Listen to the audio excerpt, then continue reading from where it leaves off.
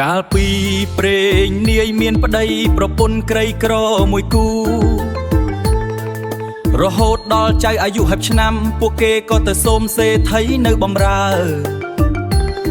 ថ្ងៃមួយ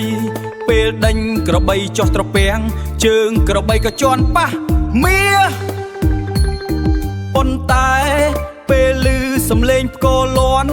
ស្ដេចក៏ភ្លាត់មាត់ថាស្រណោះការនៅខ្វៀលក្របីពីដើមណានិទានរឿងបុរសកំសត់និងរូបក្របីមាស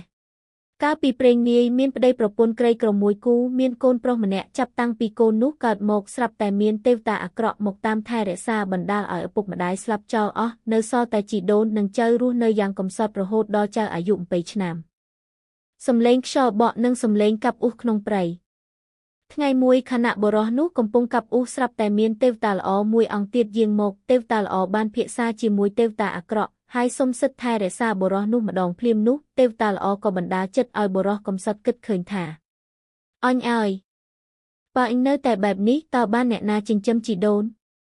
អញគួរតែបួសយាយទៅនៅធ្វើជារបស់សេដ្ឋីសុំតែបាយគេស៊ីក៏គ្រាន់ជាងនេះដែរ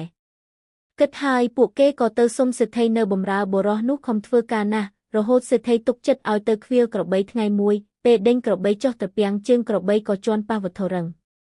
គឺមាសពេញត្រពាំងតែម្ដង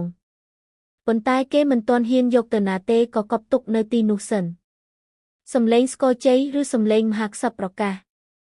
ដំណើរការនោះព្រះមហាក្សត្រចង់លបងចិត្តមន្ត្រីទ្រង់បង្គាប់ឲ្យសេនាបតីនិងសេដ្ឋីមកដេកយាមវាំងបើអ្នកណាហ៊ានដេកលក់នឹងត្រូវប្រហារជីវិត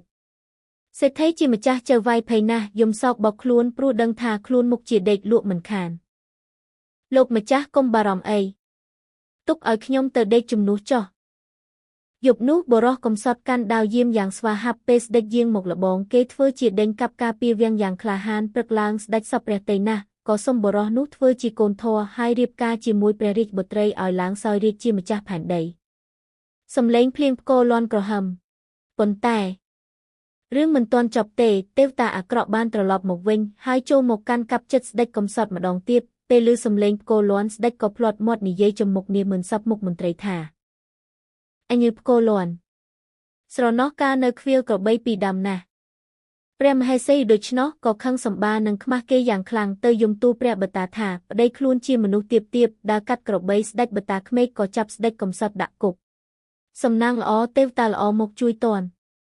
បុរសនោះក៏ចេញបញ្ជាឲ្យសេដ្ឋីឪពុកធរយកមាសក្នុងត្រពាំងមកដំជារូបក្របីមាស100គឺដាក់លើជើងពានមាស100យកមកថ្វាយក្នុងវាំងការបើឃើញទ្រព្យសម្បត្តិដ៏មហាសាលបែបនេះស្ដេចបតាក្មេកក៏មានបន្ទូលទៅកាន់កូនស្រីថាកូនអើយដែលប្តីឯងថាស្រណោះក្របីនោះ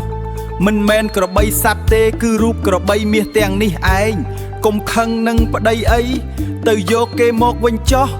ចាប់តាំងពីពេលនោះមកបុរសកំសត់និងព្រះមហេសីក៏រស់នៅជាមួយគ្នាដោយសេចក្តីសុខសប្បាយរួមទាំងជីដូនចាស់ផងដែរតន្ត្រីបាត់បញ្ចប់